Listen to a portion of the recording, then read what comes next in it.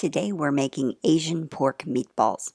I love this recipe for dinner with some white rice, but it's also great to serve at parties. You can put them in a crock pot and it's terrific for keeping them warm.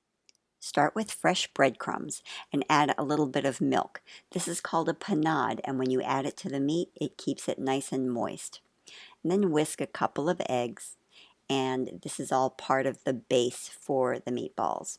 So we mix the breadcrumbs and the eggs along with some chopped water chestnuts, finely grated carrot, garlic, jalapenos, green onions. This is soy sauce, ginger, a little sesame oil, and hoisin sauce.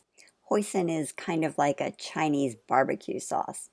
Combine this really well before you add the meat because it's going to make it easier to mix with your hands afterwards. Otherwise, you get some uneven parts when mixing. And then we're just going to make the meatballs.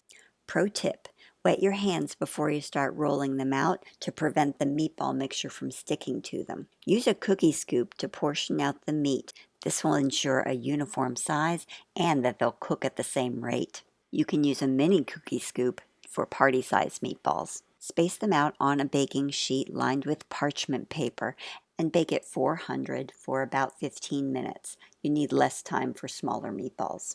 For the sauce, we start with brown sugar, ginger, garlic, rice wine vinegar, soy sauce, and a little bit of crushed red pepper flake and more hoisin. Just put this over the heat and bring it to a boil and then simmer for a couple of minutes.